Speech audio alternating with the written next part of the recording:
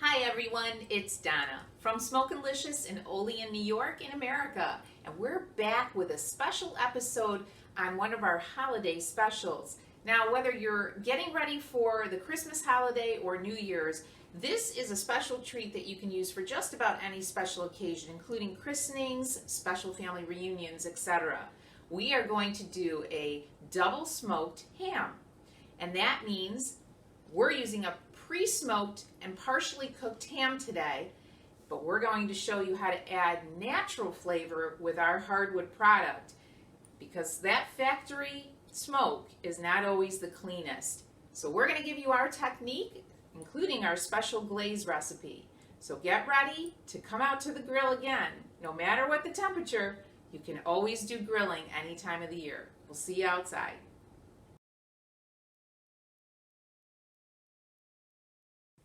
So in preparation for doing our double smoked ham, we're going to start with the ingredients you'll need to make a glaze. Always when you do ham, you want to consider a glaze on top of it, which will add a matching component to the smoky quality. So today we're going to be using a hickory smoked pork shoulder picnic, but I'm going to be doing some additional flavors in my smoke. So for now I'm going to just move my ham aside, and we'll go through our glazing ingredients. You'll need a medium bowl, and then you'll need some apricot preserve. I try to get as natural a preserve as I possibly can, so one that doesn't really have a lot of added sugar. Remember, apricots are one of those fruits that already has enough natural sugar in it. Then I'm using an all-natural, locally grown honey.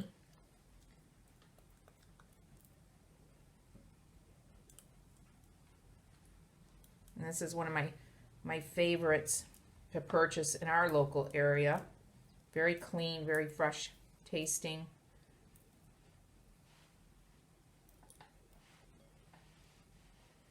Okay, so those are our two sweet components. Then to give it a little bit of balance to the sweetness, I have some Dijon mustard.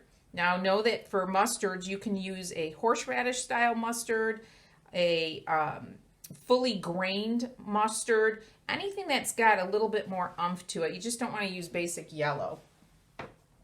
To that I'm going to add paprika,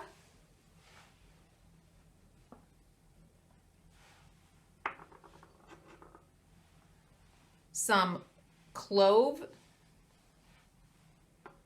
cinnamon, a cayenne pepper,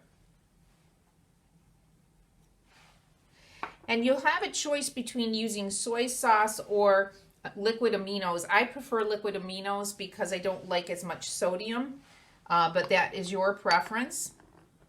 And then for the last sweet component, some packed brown sugar, and I'm using a light brown sugar. And then what we'll want to do is just get this mixed up really well. I'm also going to add a few turns of fresh ground black pepper. It'll come out to about 1/4 teaspoon. Just mix that up really well. And this is going to serve as our glaze for once we have done the initial grilling and smoke infusion with our natural hardwoods.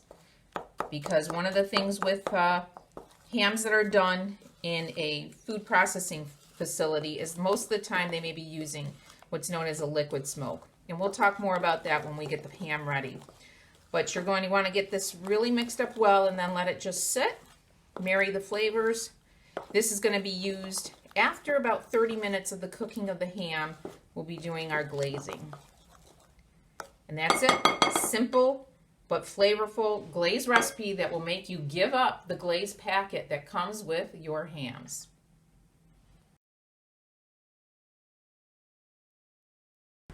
Okay, so we're outside now in the grill area, and I have my bone-in shank style ham. This is about 2.6 kilograms, and what you're going to see is that it's already been pre-smoked and pre-cooked.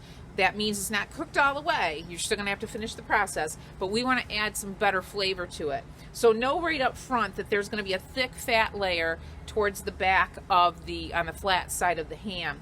So we will want to remove that. Remember, you cannot get the smoke vapor to penetrate fat, so we do need to remove it. Now I've already gone ahead and started to trim off some of the fat.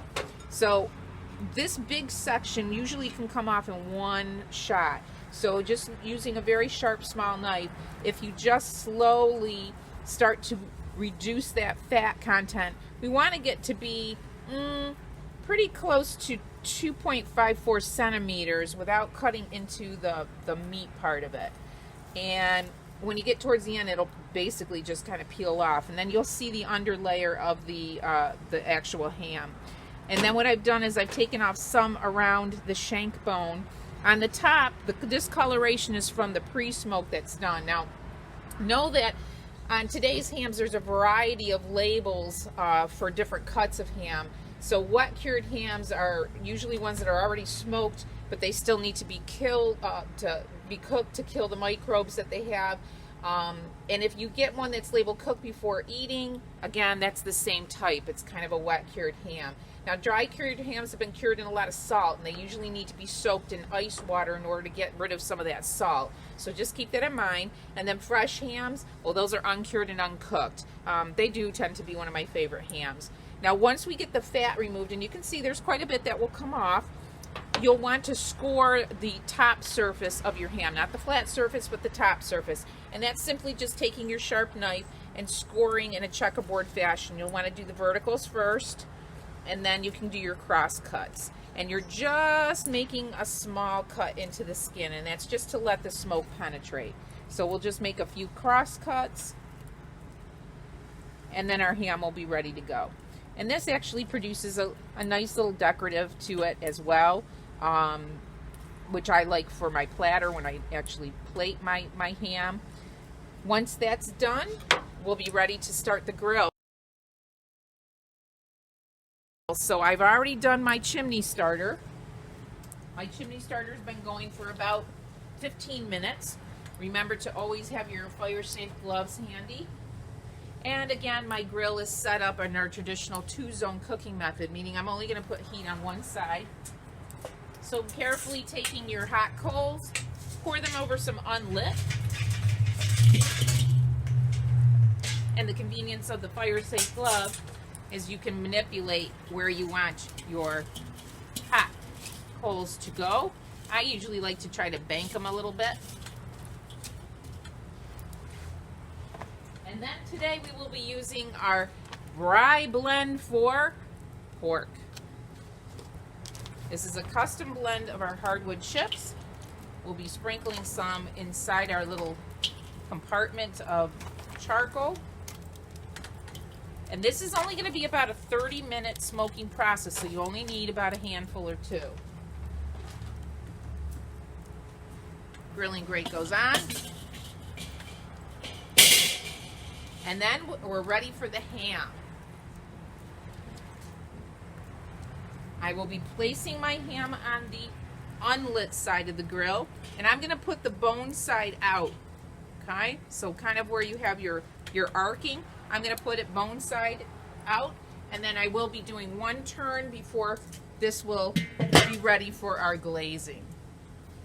Okay, we're back at the grill, and as you can see, our double smoked ham is just beautiful. It has now a natural color instead of that food processed liquid smoke kind of flavor and color. So now it's time for our glaze. So we're going to carefully remove our ham, and we're going to bring it over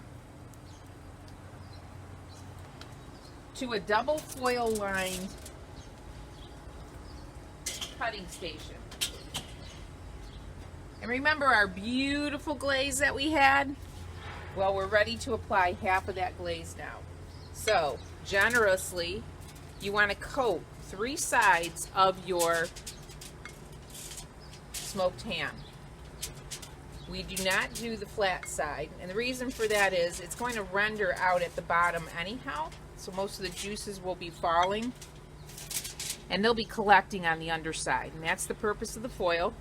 The foil will allow it to keep all of the great flavors and keep it infusing into the ham while it finishes the cooking process. Now remember, we had a pre-cooked ham. That means we're not going to need much time on this. We've already done 30 minutes. We're pretty close to our finish. At this stage, we're just sealing in this beautiful apricot Dijon glaze. Okay, that's about half my glaze, and you can see it's beautiful.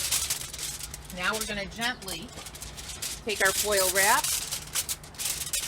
gently wrap it around the ham.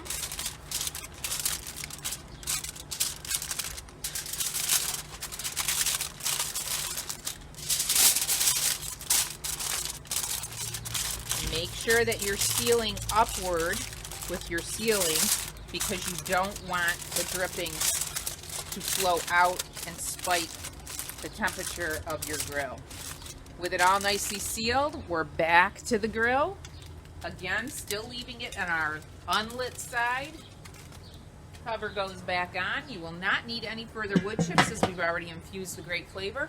And we'll be back in a short time to do a little crisping to our ham. We're back at the grill having done our glazing technique on our double smoked ham. We have gone into the foil one time to take some of the rendered glaze and reapply it. Now we're ready to open it up and we're going to do a quick crisping of our ham. Now remember, there's a lot of sugar in our glaze. That means sugar will burn. You're just doing a crisping. So you're going to see me put it over onto the hot side and quickly just do the 3 sides. In the meantime, while that's crisping, we're going to reserve all of this beautiful glaze so that we can serve this alongside our ham. So to start, we're going to move our ham over to our fire.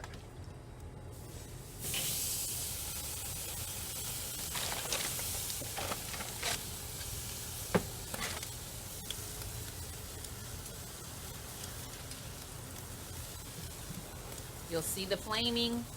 It just takes a few seconds on each side. You don't need to keep it on the flame very long. We're just crisping it up. Make sure you rotate it. I do about 10 to 15 seconds.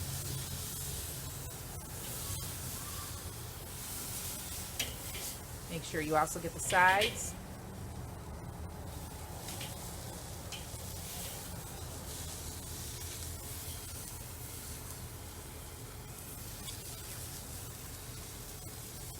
And we're done.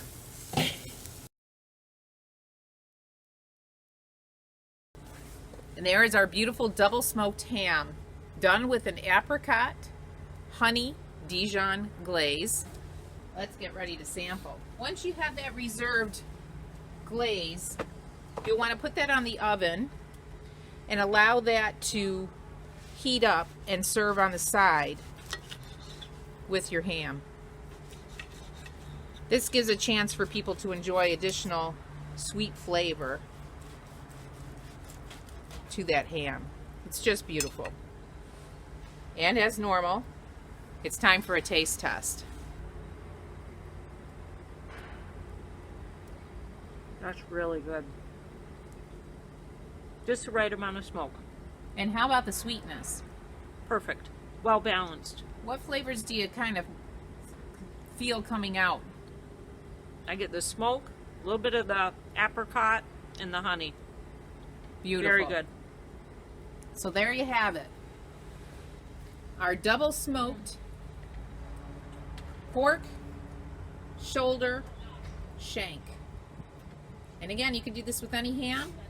And this is perfect for a special holiday or a special occasion. Now coming up next, we're going to be doing a special dessert item. This is right close to my heart with my Italian heritage. We're going to be featuring a smoked ricotta pastry horn. That's going to make it for our special Christmas dessert this year. So we'll see you again soon. This is Donna from Olean, New York in America Wishing you great cooking and great wood-fired flavor.